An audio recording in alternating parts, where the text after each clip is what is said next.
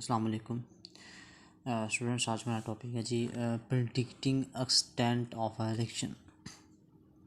उर्दू में हम इसको बोलेंगे रिएक्शन की हद की पेशगोई। ठीक है जी। प्रिडिक्ट का मतलब होता है पेशगोई करना और एक्सटेंट का मतलब होता है हद ऑफ रिएक्शन। तो किसी रिएक्शन की जो हद है उसकी पेशगोई करना है वो कहलाता है जी प्रिडिक्टिंग एक्सटेंट ऑफ रिएक्शन। और रिएक्शन की हद से क्या मुराद है? इसकी हद से मुराद ये है कि जो हमारा रिएक्शन है, जो हमारा केमिकल रिएक्शन हम परफॉर्म करवा रहे हैं, वो भी किस तक चलेगा, उसका भी टाइम ड्यूरेशन कितना है, वो भी रिएक्शन मुकम्मल हुआ है या नहीं। तो इस तरह की जो कंडीशन है उसको हम जो है वो इसकी एक्सटेंट बोलते हैं। तो पढ़ते हैं ज़रा इसको कि प्रेडिक्टिंग एक्सटेंट ऑफ रिएक्शन से मुराद क्या है। कहते हैं कि numerical value of the equilibrium constant. ठीक है जी। ये जो मैंने केसी लिखा है इसको हम बोलते हैं इक्विलिब्रियम कांस्टेंट। तो इस इक्विलिब्रियम कांस्टेंट की जो न्यूमेरिकल वैल्यू होती है, जो कि फिगर्स के अंदर, जिस तरह ये है हमारे पास, ये देखें 2.2 × 10 पर, ये एक मतलब तो ये है तो इस सेक्शन के लिए, लेकिन ये एक न्यूमेरिकल वैल्यू होती है। तो आपको मतलब एज एग्जांपल के लिए बताया।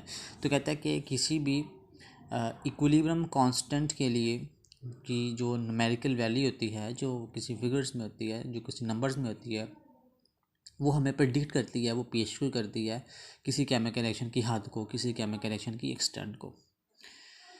इससे हमें ये बात पता चलती है, यानी ये बात हमें इंडिकेट होती है, या इससे बात हमें पता चलती है कि किस हद तक अभी जो रिएक्टेंट्स हैं वो प्रोडक्ट्स में कन्वर्ट होंगे। ठीक है जी।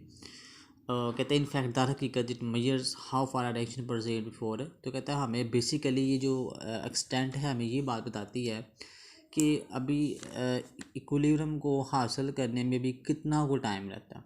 ठीक है जी। अभी किस हद तक जो है वो रिएक्टेंट्स प्रोडक्ट में कन्वर्ट होंगे तो इक्विलिब्रियम अचीव होगा। तो इसमें अभी जो बातें हमने की इसको दोबारा रिपीट करेंगे कि एक्सटेंट ऑफ रिएक्शन से क्या मुराद है। इसमें हमने ये बात पढ़ी है कि किसी भी केमिकल रिएक्शन की जो केसी की वैल्यू होती है, जो इक्विलिब्रियम कांस्टेंट की जो न्यूमेरिकल वैल्यू होती है, वो हमें पेशगोई करती है, वो हमें प्रेडिक्ट करती है रिएक्शन की एक्सटेंट, रिएक्शन की हद। वो हमें ये बताती है या हमें वो ये ज़ाहिर करती है कि अभी हमारा जो उसमें हमारे रिएक्शन में कितने को रिएक्शन जो हैं हम अभी प्रोडक्ट में कन्वर्ट होंगे। कहता है दर इनफैक्ट दर हकीकत ये हमें ये बात बताती है कि अभी इक्विलिब्रियम हासिल होने में अभी कितना को टाइम, अभी कितना को रिएक्शन आगे चलेगा तो इक्विलिब्रियम स्टेट हासिल होगी। तो 3 पॉसिबिलिटीज़ होती हैं इसमें जो है वो एक्सटेंट को, जब हम किसी भी रिएक्शन की एक्सटेंट देखते हैं या प्रेडिक्ट करते हैं। तो पहले जो पॉसिबिलिटी है that is large numerical value of KC. ठीक है जी। कि केसी की जो न्यूमेरिकल वैल्यू अगर वो लार्ज हो, बड़ी हो, तो देखते हैं इसको ज़रा।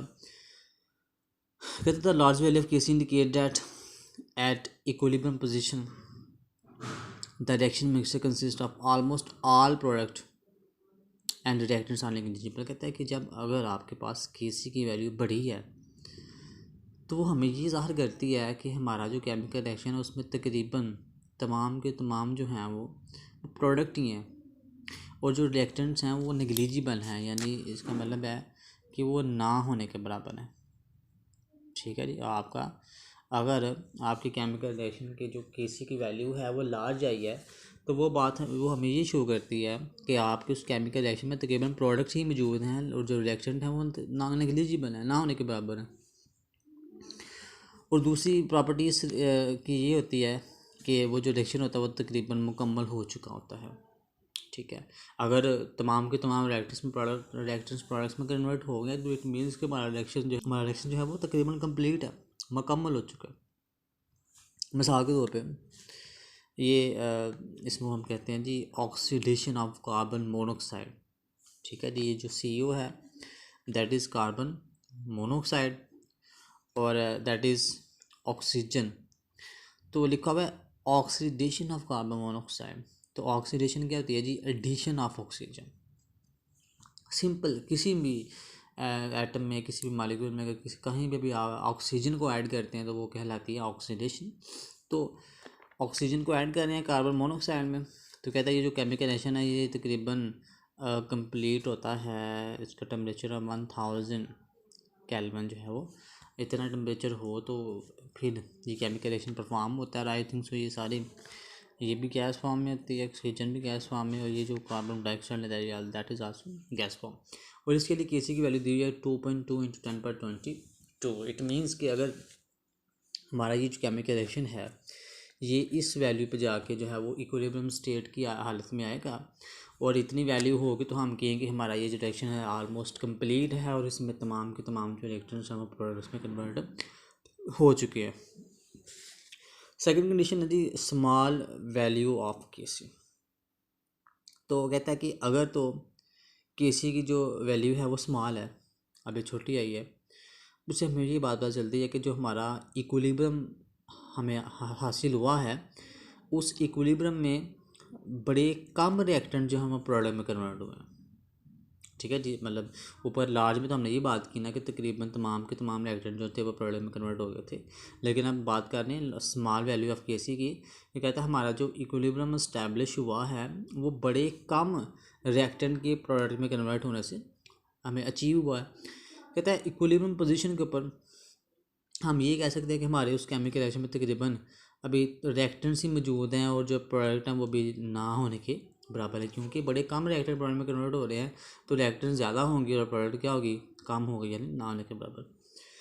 तो ऐसे जो रिएक्शन होते हैं मतलब उनको हम कहते हैं कि जी this type of reaction never goes to completion, ये मुकम्मल नहीं होते। और मिसाल उसने दी है हमारे पास यहाँ पे अमोनिया।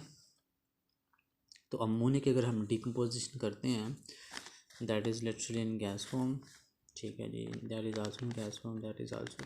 अगर अमोनिया की डिकम्पोजिशन करते हैं, तोड़ते हैं उसको, तो एक तो नाइट्रोजन गैस प्रोड्यूस होगी, हाइड्रोजन गैस है, और इसके लिए जो साथ हमारे पास केसी की वैल्यू है दैट इज़ 3.0 × 10⁻⁹ इट मीन्स कि ये इसकी केसी की वैल्यू है, इस वैल्यू पे जाके जो है वो इसका इक्विलिब्रियम अचीव होगा। एक लास्ट पॉइंट है इसका, नाइदर लार्ज नॉर स्मॉल के जो न्यूमेरिकल वैल्यू है केसी की यानी इक्विलिब्रियम कांस्टेंट की वो ना ही बड़ी हो ना ही छोटी हो। कहते हैं ऐसे जो रिएक्शंस होते हैं वो उनमें जो है वो रिएक्टेंट और प्रोडक्ट की जो अमाउंट होती है वो तकरीबन इक्वल होती है, बराबर होती है, या कह लें कि कंपेरेबल होती है। मिसाल के तौर पे उन्होंने nitrogen dinitrogen tetroxide, di इसलिए कहा कि 2 आइटम नाइट्रोजन के हैं, डाई नाइट्रोजन हो गया, और 4 इसलिए कहा कि 4 आइटम ऑक्सीजन के हैं, तो टेट्राऑक्साइड डाई नाइट्रोजन टेट्राऑक्साइड को अगर डिकम्पोज हो रही है तो नाइट्रोजन डाइऑक्साइड गैस प्रोड्यूस हो रही है, और इसके लिए केसी की वैल्यू है तकरीबन 0.211। तो 3 कंडीशंस हमने डिस्कस की थी, एक लार्ज थी, एक स्मॉल थी, और तीसरी क्या थी जो है वो इसमें ना ही वैल्यू बड़ी हो ना ही छोटी हो। तो इसमें हमें ये बात पता चलती है कि जो ये जो नाइट्रोजन डाइऑक्साइड है, डाई नाइट्रोजन टेट्राऑक्साइड जो है, इसकी जो डिकम्पोजिशन है, इसकी तोड़ने की जो स्पीड है, और उसके बाद जो कॉम्बिनेशन होती है नाइट्रोजन डाइऑक्साइड के आपस में मिलकर इसको बनाने के लिए, ये तकरीबन एक ही रफ्तार पे और इक्वल स्पीड से काम करते हैं। ठीक है जी, तो यानी अभी इसकी बात करनी है कि अभी हमने कहा कि जी इनका इसमें जो अभी हमने बात ये एग्जांपल जी ये जो अभी डिस्कस कर रहे थे कि इसमें रिएक्टेड प्रोडक्ट की अमाउंट इक्वल होती है इक्विलिब्रियम पे, तो इसका मतलब है कि इस जब इसने डिकम्पोज हो के इसको बनाना है, इसने डिकम्पोज होकर इसको बनाना है और इसने दोबारा मिलके इसको बनाना है, तो ये तकरीबन सेम अमाउंट पे काम करते हैं, सेम रेट पे काम करते हैं, दोनों की रफ्तार बराबर होती है। जितनी रफ्तार से ये टूट के ये बनाती है उतनी रफ्तार से ये मिल के भी ये बना रही होती है। तो ये थी हमारे पास इसकी जो है वो ना ही वैल्यू लार्ज हो ना ही स्मॉल हो। तो ये एक कह लें कि एक लॉन्ग क्वेश्चन था, कंप्लीट इसमें तो आपने तैयार करना है। इसके अलावा शॉर्ट क्वेश्चन भी बन सकते हैं, तीनों इसका अलहदा शॉर्ट क्वेश्चन बन सकता है, लार्ज का स्मॉल का अलहदा बन सकता है, इसका अलहदा शॉर्ट क्वेश्चन बन सकता है, और ऊपर जो है वो प्रेडिक्टिंग लार्ज इसका अलहदा शॉर्ट क्वेश्चन बन सकता है।